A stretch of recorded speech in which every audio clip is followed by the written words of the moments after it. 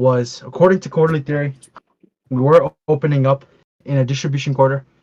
So distribution indicating towards the downside because manipulation quarter, if we look at it compared to its accumulation quarter, it seems like we swept the high of accumulation quarter. And so we should expect ourselves to distribute to the downside since we got that sweep to the upside, right? So it's one thing that was indicating downside. Yo, who's Mike, bro? It's Brett's Pookie Bear. No, I'm pretty sure it's yours. No, don't worry about it. It's not even mine. Oh no, it's not. Hold on. All right. Okay, so just because it's just distribution to the downside doesn't mean that I'm gonna like fully take that, bro. Oh my god, bro. Jesus Christ. It's Brad's Pookie Bear, bro. Yeah, no, I know. I just muted him. So like, literally, so like, I don't understand why y'all do that. Okay, so distribution to the downside, we still need a narrative in order to play this, right? Not gonna just take this right away, especially when it comes to open. These technically don't really play out as much, especially if it's to the downside. As of recently, bro, price doesn't want to fucking go to the downside. Price just wants to pump. Like we've been seeing that. Price doesn't want to push to the downside. All it wants to do is just fucking pump. So definitely was gonna be careful with this, and definitely was gonna be very picky if I was going to find myself catching a short position. And one thing I was definitely looking at to guarantee if I was going to get that short position was if we were going to show any type of resistance below the positive one deviation. So we were sitting below the positive one deviation and we were above the mean. So into open, what was the play? A mean reversion. We were looking to go towards the mean to see if, okay, is price going to break the mean or is price going to hold support at the mean and then start seeing some positive deviations? That really was the play for today. Literally, that's all that was happening today. The mean didn't really move. It stayed around this area right over here. Literally, it was like right here, right? So that's where the mean stayed at as far as today. And then right over here, we had the positive one deviations, or at least the positive one deviation. And then a lot higher, we had the positive two.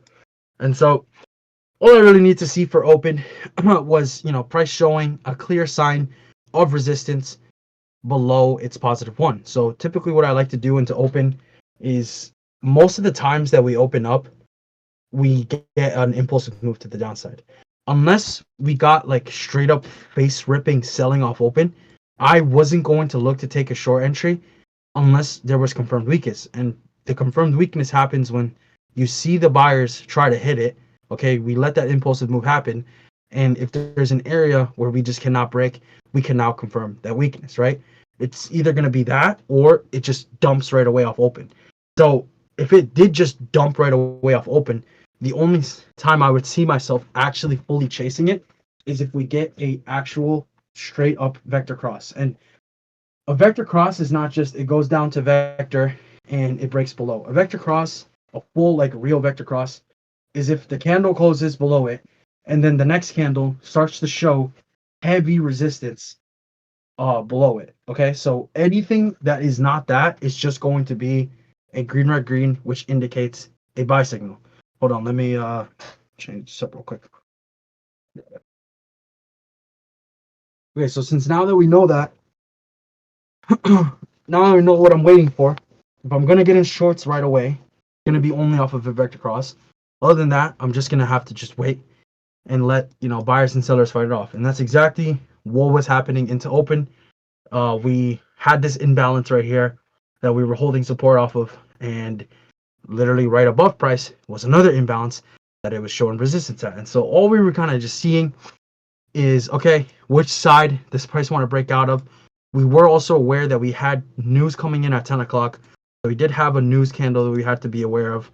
And so really what I was watching at this given time when price kind of, is in a consolidation period and it's hard to decide which side price wants to break towards, what I tend to do is just look at VIX. And so if we looked at VIX, we clearly saw, okay, VIX was at sitting above its vector. So it was already, indicating bullish. So when VIX is bullish, that means stocks are going to dump. And so all I needed to see off of open when it came to VIX was it going to show support off of its vector? And so gave price the chance to come back to its vector. And so this pump right here is when VIX came down to its vector. Once it started showing support, that's when we actually started to fully dump on VIX, right? So when we started showing support at the vector on VIX, that is when price started to show resistance and show that it was going to break to the downside. And so very quick, but one thing that we do have to watch out for, okay, and I actually forgot to mention, is the session pattern that we were looking to form. If we go on the 5-minute, you guys refer to that template that I gave you guys the other day.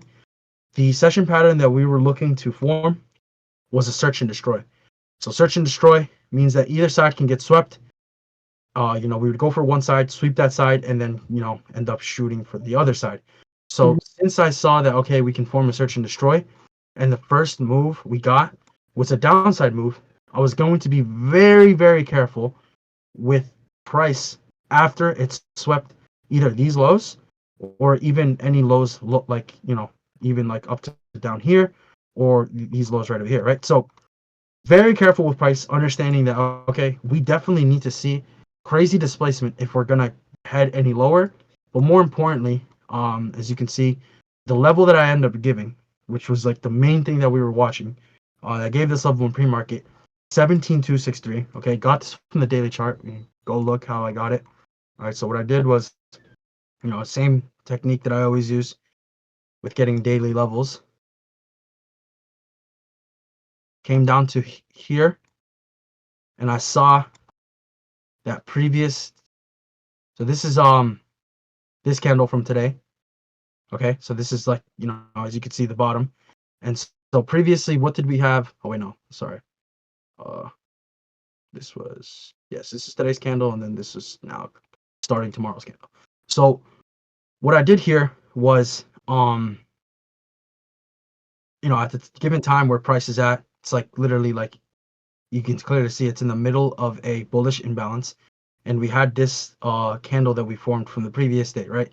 So all I did was literally just mark from not the wick, but from the body open of that candle. So normally I do use wicks, but I didn't use the wick in that scenario because the wick was too far down. Like it was way too far down. So this goes back to that example that I was saying, that to help you with the daily candles, it's not just as simple as looking at the daily and seeing like, oh yeah, I see this support right here and I'm going to mark it, or I see this imbalance right here and I'm just going to mark the beginning of it. Because sometimes either that's going to be too far away from price, or it's just not going to be relevant at all.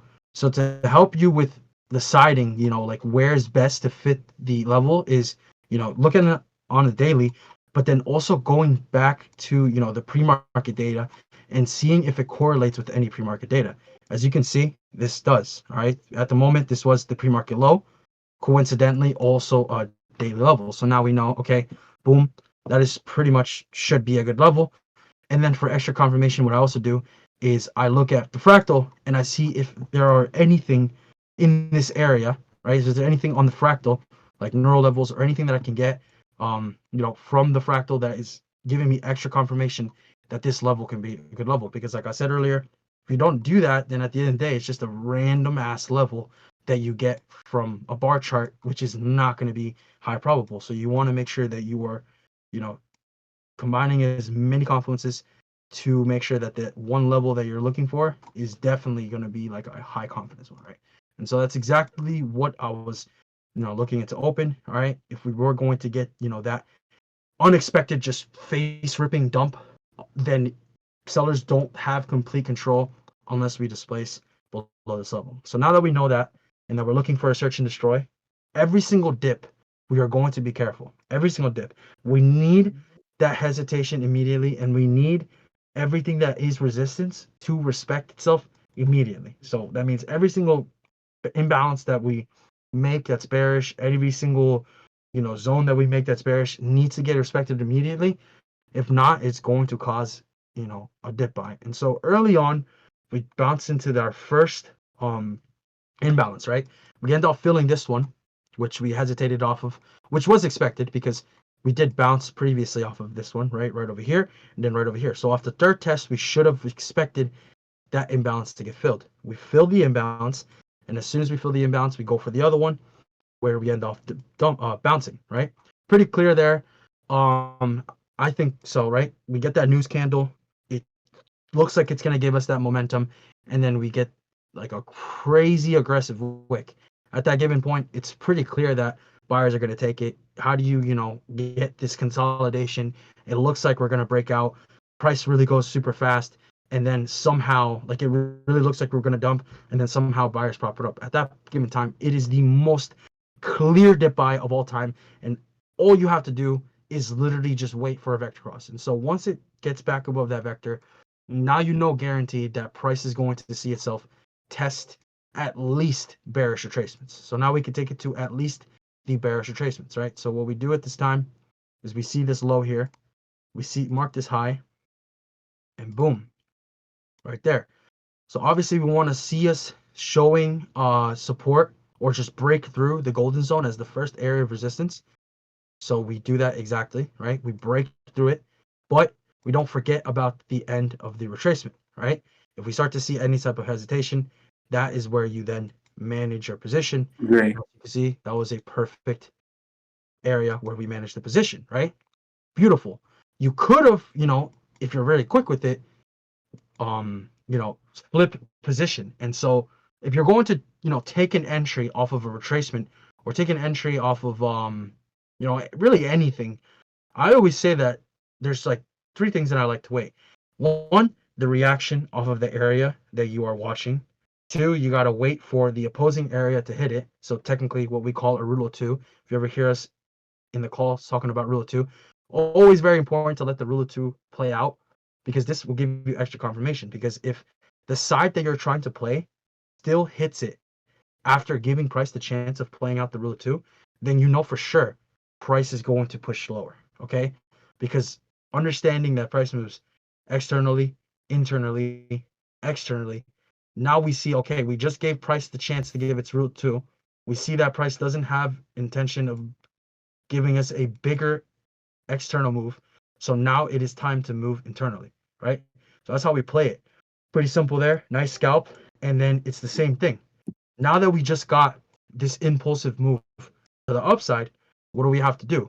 Since we're playing technically a reversal at this point, we have to do the same thing that we just did again. Now we flip the fib back down to a bullish retracement to where we try to catch where price is going to bounce. Now, this is really rare because we don't really get 50% bounces as often. It's also not the most high probable, but if you do combine it with other confluences, then it is a worthy enough trade. This one ended up actually going super quick. Didn't even give the chance of waiting for the reaction, then the opposing side hitting it, and then getting in off of the second impulsive move. That unfortunately didn't happen. It just went right away. So this one was more of a just being quick, but it's the same thing, right? Just watching that retracement, boom, taking it. And then if you did miss out on that one, it's perfectly fine. Now all you have to do is just wait. Really what we were waiting for at this given time was, okay, I'll take continuation, in longs if we start to see some really good support at the positive one. So if we don't see that really good support at the positive one, then we don't take longs. We just wait for another setup, which would potentially be a short setup, which was what I was definitely saying right when we were pumping, because most people didn't catch this because it was just super quick. And so at this given time, since the search and destroy is still intact, I was saying how there is a possibility that we do get an aggressive sweep once we do take these highs. And so any hesitation at these highs would then indicate that we should be able to flip short. And so at that given time, it's not just, okay, we come up here, I saw the rejection, now I'm going to get in. It's not like that at all. You have to wait for the three things to happen, right? All the times. Even if it doesn't happen, as long as you follow the rules, it's perfectly fine. So area of interest, which was our highs. Okay, boom, we get to our area of interest. We see how price reacts. We get that impulsive move that we want, right? Because we're trying to flip short. So now that we have that, we wait for price to play its rule of two. It's very important because now, since we got this impulsive move to the upside, we have a ton of support. We have this imbalance right here, this order block right here, and then even lower right here would be bullish retracements. So right here is just a bunch of support. So in order to really guarantee that you're going to get a reversal, because you know that that's what you're playing here, if you're trying to play shorts up here, you're playing a reversal. So in order to guarantee that, okay, this is going to work, you need to see something bullish getting disrespected. And so that's exactly what we got here, right? This impulsive move right here build this bullish imbalance. So now we know, okay, if price is not going to bounce right away off of this, bulls are not going to defend this. So now I know that we can head lower because bulls are not defending really what they should defend. If we were really going to break to this high right over here, we would then test back into this fair value gap, and then we would just keep going higher. But that did not happen. So then we let that rule of two play out, and then we see, does this high end up defending itself? Which in this scenario, we had more high confidence because the top was the 1030 candle. So when I was talking about the other day, how 1030 is a very important time, always watch out for that 1030 candle. So if price starts to close below that 1030 candle, we can now flip short. And so that's exactly what we started getting, right? It slowly started breaking down. And then at this given time, I'm not sure, I don't remember exactly where the vector was as far as price from here, but I do know that right up here, we had linear regression. So what ended up happening was we broke below the linear regression. We gave linear price the chance to retest into that linear regression to confirm that it's showing resistance there. And so now that retest is confirming that we were head lower. And that's obviously, like, if you missed it up here, you would now have more confirmation down here because of that linear regression break, right? So that's just like, adding more confidence to your trade. Not really like crucial, right? This would be enough, but even then, it's never, it's not bad to be too safe. And so same thing here, right? Now that we are trying to flip short, we want to make sure that we are targeting our bullish retracements, but also not trying to get too much tunnel vision. Yes, like at this given point, it is a good short and it was a monster short, but at the end of the day, we still need to break through everything that we were talking about in pre-market, right? Because at this area, we could see like, all right, yes, price is definitely attracted down here because we have equal lows and these imbalances, but if it's an area that price is super attracted to and it gets there super fast, if it gets there super fast and it just doesn't break, it doesn't go, it is just clear as hell what's going to happen, a dip buy. And so we come down, and as we were dropping, a lot of people were obviously, super happy that, our price was dropping. Oh my God, right? Because everyone loves playing bleeds. But, even while everyone was still super happy and it looked like we were going to break, I was saying, you make sure you have to watch out for this level, 17,263. If we don't break, we literally will not see any continuation in going short. And so this was also, this wasn't relevant as far as quarterly. This was accumulation. But, yeah, so what ended up happening down here was we gave price the chance to see if it wanted to break, and then we get an aggressive wick, which is the first thing when we get a bottom, a super aggressive wick. So now we wait for that candle close. The candle closes, and now all we are watching is this wick. The entire time, all we are watching is this wick. Will price break this wick or defend it? If price, after whether if it's 10 minutes, 5 minutes, or within the next couple candles, if price defends this wick and doesn't break, giving it the rule of two, right? Because we still have to follow our criteria. We have to let price play out the rule of two. And this is also just to avoid getting stopped out, right? After letting price play out its rule of two, if this wick is getting defended, it is the most clear dip buy. Like, it's just so clear because we have now more confluences at this area. This previous low now got swept. We have this imbalance that we're holding perfectly fine. I mean, we held off of it perfectly before. And so if we really were going to break after this third, even second test, even fourth test, we have to break it. If we don't break it, it's pretty obvious there. And so, hold on, let me take water, sip of water. And so at this given time, my criteria wasn't enough to kind of play the reversal, because since we got such a heavy bleed down here, playing a V shape was definitely like low probable, right? It would have been more high probable, like the probability was higher that we would just come down here, bounce here, hold either this imbalance right here or this imbalance, and then continue bleeding lower, right? Like there's no reason why price shouldn't have done that. I mean, we've already tested this low before. We held here before. It's our second time testing again. Why wouldn't it break? Like why would it go back up all the way there to come back down to not hold, right? It just needs to break.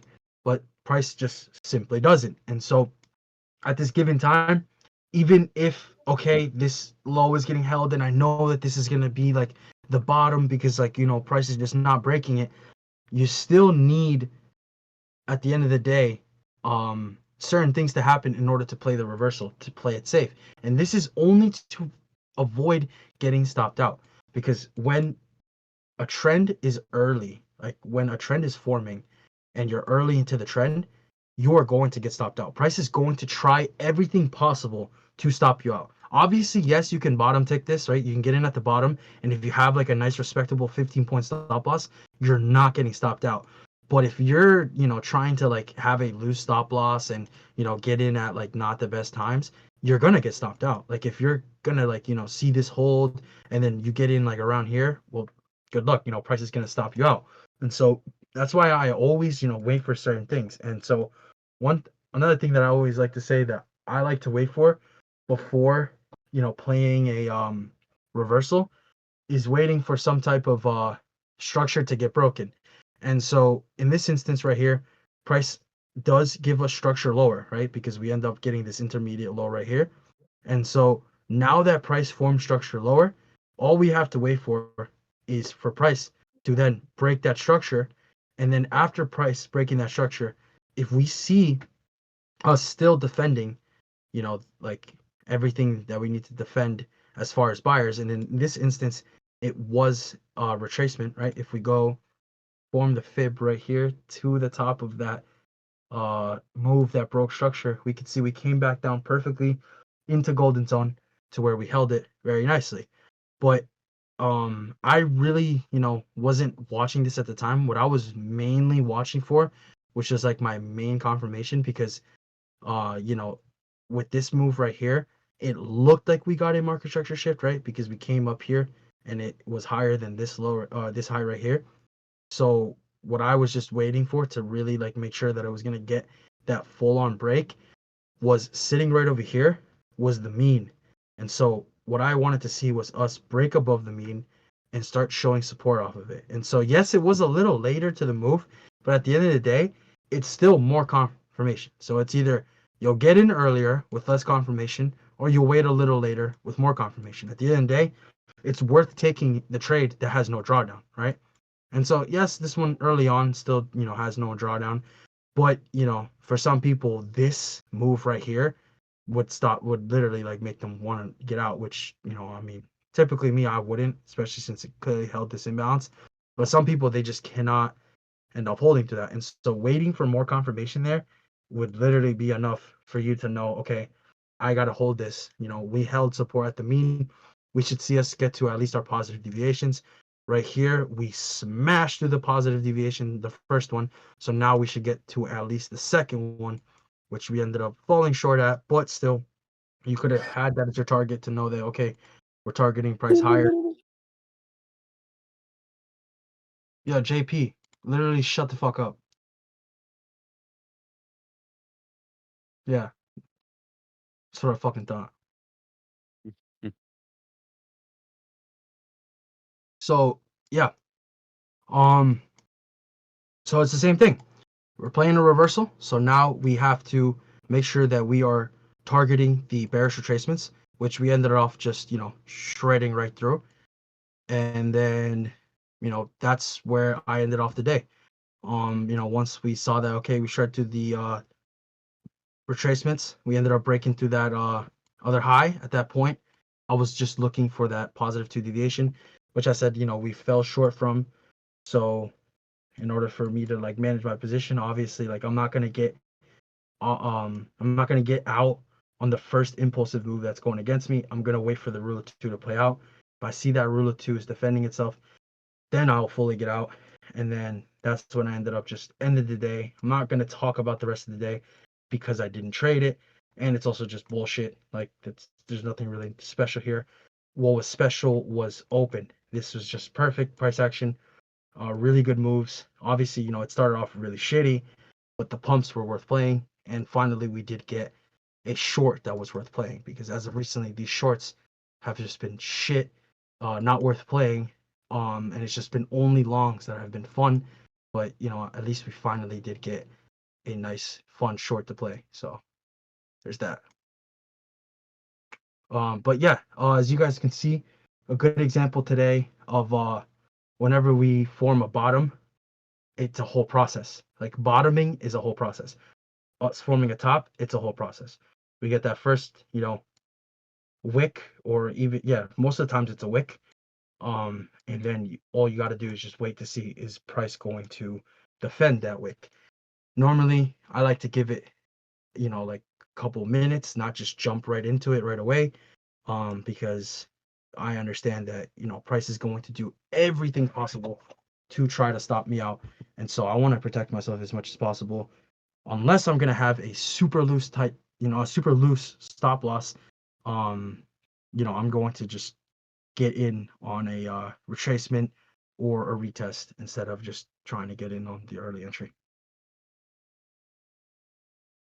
So yeah, do you guys have any questions? Yes, I do. Can I ask a question? What's up? Uh, for the imbalances, which time frames? Like, is each imbalance like a different time frame, or are they all from like one singular They're time all frame? they're all from 15 minutes time frame. Mm. Or and all of them are like mitigated before, or like untouched? No, they're untouched. All right. Joel, your blue lines across, those are you said deviations, or The blue lines are not deviations. what are your blue lines right there? These are short bus lines. Let me show you how I got them. Okay. He said, okay. Nah, literally, Yes, bro. Joel. Like, okay, so it sounds like, yo, this guy's literally fucking lying to me, but I'm not lying to you. I So trust what you, I do, actually. so what I do is, let's say the chart's naked and I got Yep. nothing on it right now. Yep. What you're gonna do is you're gonna see where NQ is at right now. Okay, NQ is at 621. What you're gonna do is you're gonna go on the hourly time frame, okay, and then every other 30 points. So you see 20, so 30 points would be 50, and then below that would be 90, right? Every other 30 points, it doesn't have to be 30 points exactly. It could be like 20, 25, or whatever. But around every other 30 points, you're going to find areas like on the hourly time frame where there are many touches, right? Whether if it's wicks, body opens, body closes, fair value gaps, like a fair value gap, or what else could happen? I guess that's pretty much it, right? Body opens, body closes, wicks, wherever you see the most touches. So you can see right now, this area seems pretty relevant right here, right? We have these wicks here, we have this body open, this wick almost touched there. We have this body open, this wick, and then we can even go to the left and we'll see like there's gonna be a bunch of shit. And so all Yeah. I do is just do that every other 20 to 30 points, and then I just leave them like that. I don't move these levels. Sometimes I'll move them if um like if we get to like an area, like for example, if we keep pumping, like I'm gonna have to make new ones. But for the Right. most part, I don't make new ones. Like shoot. Sometimes I'll like be moving my screen right like this, and then I'll accidentally move a level, Fuck one and up. Yeah. I'll notice that, oh damn, like these are too close. So then I'll like readjust it. But for the most part, these levels don't move. Like I literally don't have to change these levels, and Right. I don't take trades based off of these levels alone. What I Right. do is I look Yes. at the I'm feeling. levels. Yeah, I look at the levels, and if I see that they're getting respected, I see if there's something on the fractal that is also saying the same thing, and then if it is, that's like high confidence as shit. Right. Yeah, Right. because it's like So that's how I get these the levels. I mean, is it like when you say like 25 to 30? Is it like in that range or so? Like every like 25 to 30, you look for something happening in that 25 or 30, or like if it's like 30 to 35, you'll still like jot it down. Like, you know what I mean? Like, does Say it it again. I'm strictly have to sorry. be 25 to 30? Yeah. I wouldn't go anywhere tighter than that, and anything far apart wouldn't really it'd be too far. So Okay. yeah, 20 to 30 is perfectly fine. Okay. It's the Yeah, I same mean, thing for like Forex. Like, is it the same like 30 pips, 25 pip range? I haven't even tried it on Forex, boy. I used to do the same thing on QQQ, and it used to hit. I would do every other dollar, and the levels would hit like crazy. You could try it on Forex, but 30 pips is probably way too tight for Forex. I'm I not was gonna sure. ask you, Joel, like, how does that correlate with QQQ? Just Yeah, every other like dollar or every dollar you every other said? every other dollar, yeah, every Okay, dollar. So so like, you find one for like, let's say QQ is at like, obviously it's not at this, but I'm just fucking throwing a number, 360. So then you do one at 360, one at 361, one at 362, 363. Yeah. So like so that. every dollar just jot a little something. Yeah. I'm surprised you don't remember. That's how I used to have my levels last year when I used to just chart QQQ. Like a little And bit, but I also know you use like other yeah, supports and resistances, you yeah, know. Wasn't sure. yeah. When did you fully switch to futures? Or like mainly Um, on NQ at least? uh, literally not even playing with you just recently. Like, And why is I it would say just like the Greeks and shit or what? no, I didn't fully switch to futures. I just catered to it more because more people trade futures. I still trade options. Yeah. Yeah. So, what size would you think is appropriate for Forex? Because you said 30 to 25 is too small. So, like, do you have any Honestly, idea? I don't know. Bro, I don't even know if this would work on Forex. Honestly, bro, let me back test it and I'll try to figure it out for you. I think. No, I don't want to give you an answer and then it's fucking nonsense. Also, I can't help but notice you have GM and ICT, the indicator thingy. Why is that? Yeah. Yeah, I was trying to test with this shit because I was looking all over. Like, I was watching. Like, I've seen so many people hype this shit up, bro. Called Goldbach, and Yeah, I sometimes know I it. like turn it on to see if it works. And if I'm gonna be really honest with you, this shit is fucking ass, bro. Bro, this shit is fucking garbage, bro. I don't know how people are like, oh my god, this is the best. Nah, sometimes I'll look at it and I'll be like, sometimes I look at it, sometimes I look at it and I'm like, oh damn, that's pretty crazy. Like it worked. But like, nah, most of the times this shit is fucking ass. Like I don't even know why I still have it. But yeah, no, it's fucking shit. Wait, why are you laughing, bro? That's Because crazy. most of us used to trade Holbach, and it's funny. Dude, Yeah, Goldbach is Wait, fucking trade with what? A shit. gold what? A gold who? Gold it's Hold. just a strategy that people swear is like fucking It's like the holy grail. algo. It's the Yeah. algo. It was, So did it not work for you guys or did it work? nah, I not at all. mean, no. Nah. No, dude. I've only seen it work once, and the only The time I've gold ever fuck? seen What's it called? Goldbach. Goldbach. Buck, like buck as in like buckthorn in the woods? BACH. Like BACH. BACH. BACH? No, yeah. But that's Bach. Gold cock, bro. It doesn't even matter. It's fucking shit. I just look at it to inverse. No, I'm playing. There's nothing inversing, but I just look at it to like I'm like, all right, let's see if this shit's gonna work today. And then I Also, look at it pre-market. What's up? couldn't you look back on your chart? Because I saw like quarterly theory on M cycle exactly since Jay's here. His little caddy strat like happened, but Caddy shorts were strat. ass. Exactly. You said what? The little cast strat. But the shorts, since you said the shorts were ass, I don't think you could have been taking that on manipulation cycle. The cat strat hit both sides, bro. The Yeah. cat Bro, strat hit fucking here and here. bro, that Yeah. cat strat on the high you just pointed out above the X right there, that little sweep, Yeah, a this one right retracement of here. that gap, Yeah, yeah. this was fire.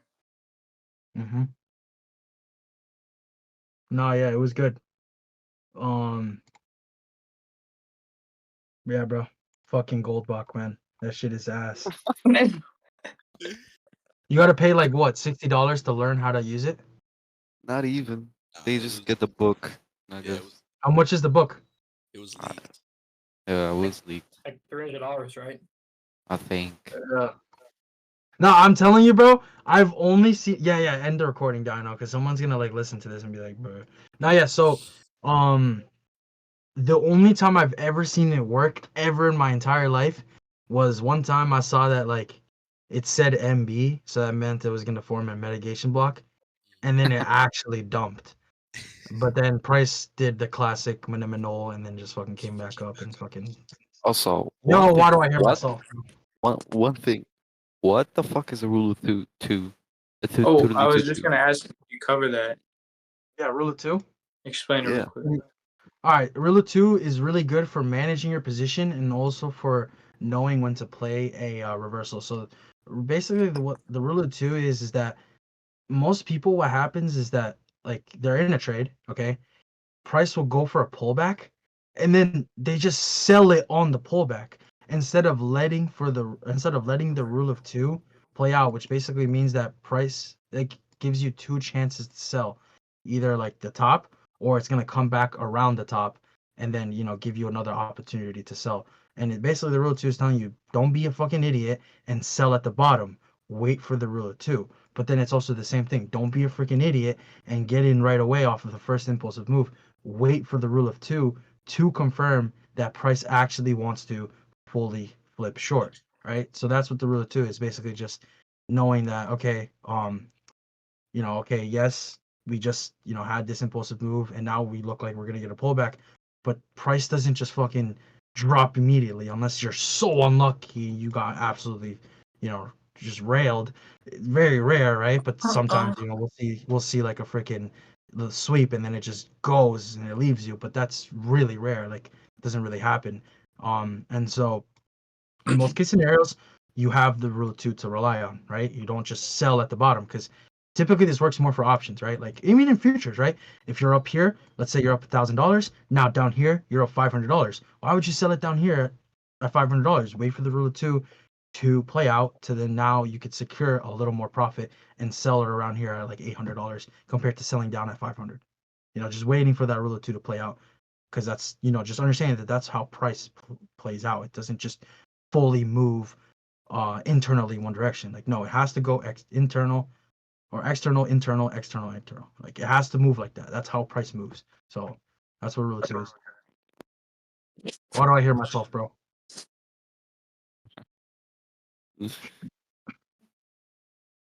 Yeah, pretty much. Does that make sense, I guess. Yeah. Skipper? Lots of sense. It makes a lot of sense now. Yeah. Like it's being Very sarcastic. You were much. saying, wait, what were you saying? External, internal, external, internal. Yeah, so external is upside when Eyes. price moves Right. to the upside. Internal is downside. So price moves in external, internal, external into like zigzag, right? Price is always moving like that. Oh my god. So What was Joel, you had said something about like price like railing down. When you're trading, like how often do you get railed? Yo, was that JP, JK? Yeah, I muted. That was. Yo, JP, why you such a bitch? Mm. Ew. Real shit. Tell him. Yo. No, I'm Nicole. serious. Yo, don't be quiet Are you now. gonna say something? Yeah, don't be quiet now, bro. Why would you be Yeah. quiet now? That's crazy. The floor is all yours now, bro. Everyone's quiet for you. Yeah, everyone's quiet for you, bro. Come on. Bro, look at him. Dumbass motherfucker, bro. What an Yo, idiot. Joel, yeah, you didn't answer my question. No, I'll answer your question. What's up, bro? So, you know how you're talking about like price like sweeping and like railing down? Say it again. I'm sorry, I didn't understand. You said like price like rarely sweeps, like it just like sweeps a level Yeah, and yeah, then like yeah, rails like yeah. straight down. Yeah. Price rarely just sweeps and then just like shoots straight down unless Right. unless So it's I have like a sweeping- follow up. I have like Well, a what's up? follow up. Like how often when you're trading, like do you just get like railed like that? Like do you just Not get straight very railed, often. like super hard? Like Jeez. Yo, stop this guy. It's a trick question. No, yeah. So rarely, but whenever that happens, it will happen in one candle. So Yeah, you right. know, like if that one candle starts going like way too much, you're like, alright, fuck, like holy shit. It will happen in one candle. It won't happen like, just in the sequence of candles. Like if there is that rare sweep that just completely fucking takes everything out, it happens in one candle. So Yeah. that's how you'll be able to understand like if that's gonna happen or not. So yeah, there's to answer your question. Will you like feel it in your conviction too? Like if you're like if you see that fat candle, like just like rail the chart. Yeah. One way of also telling too, if you're gonna get a rule two, if we have imbalances, like bullish imbalances or whatever, Right. then you can kind of guarantee that we'll get a rule two because we'll bounce at one of those imbalances. Hmm. Yeah, pretty much. That's that. Rule two is very important for entering and managing position. So yeah, Usually, where do you set your stops? where do I set my stops? Normally.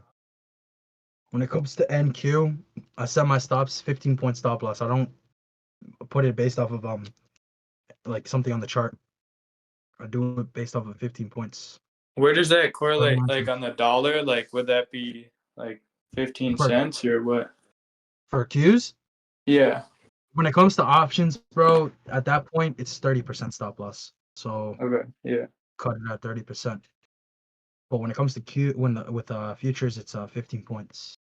So futures is gonna be like a technical analysis stop loss, right? Because it'd be 15 on the chart, and then options is just 30% based off of my con. So yeah. Oh, forgot. Do What's you up? usually trade with buys, daily buys, before Yes. like pre-market? Yes, of course.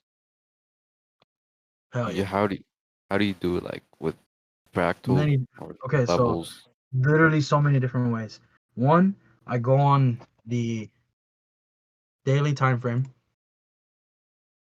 and then what I do is I read price, like if I were reading price on a 1-minute chart. Okay, so going back to what I was talking about, how price moves, internal, external, right? And so Right. with understanding that, we are trying to now predict, okay, is price gonna move internally or externally based off of the daily? And one way of being able to really, indicate if it's going to, move internally or externally, or keep moving internally and keep moving externally, is looking at where price is at on the daily. So we saw previously here, we had a crazy impulsive move to the upside, a crazy external move. We saw signs of hesitation. So these signs of hesitation, I mean, if we go back here, we took these highs here. We took these equal highs, right? So after we took these equal highs, we started getting that hesitation. So now that we started getting this hesitation, we can almost guarantee that we are going to get an internal move, right? So then now that we got this internal move to the downside, we have came into an imbalance on the daily. So now we are more likely going to bounce if we don't break, that daily level, which is what I was talking about earlier. That daily level, if it doesn't break, then we are not going to go lower. We are going to hold this imbalance and then go for making an external move. So then now that we are here and kind of looks like we are in white space, price should then head externally to at least these equal highs here. We also have these highs here. And then right when we get to that point, we want to see how price is. If price starts to hesitate at that area, we can now guarantee that price will make another internal move. So that's what I do as far as the daily. Just look at it like where it's what kind of move it looks like it's going to make. Also, just another thing I do as far as the daily is, just very importantly, that daily level helps me definitely with bias, making sure always to look at that. And then what I do is, just since I'm doing that, higher time frame analysis, I'm going to go lower on the 4-hour, because a lot of times the 4-hour will be a lot more clear. And so in this instance, it really is, because, okay, on the daily, what did we see? That imbalance, which to some people would not be it's high confidence because it's just such a huge imbalance. Like, how do you, identify if it's really going to hold this area? We now refine it and go down to the 4-hour, and we can see that we have a zone here, right? And we have perfectly held that zone. And then we also see this imbalance here on the 4-hour. It's more clear. And then I also go down to the hourly, make sure I see, what's happening as far as the hourly. Okay, price looks to be at a heavy area of support. Previously swept or took these equal lows out, and so after taking equal lows and this imbalance, yes, price is attracted to this area, right? And so that's why we came down here. But after taking that area that it was attracted to, if it doesn't break it, then we're not going to head any lower. So yeah. Thank you. Kanye East.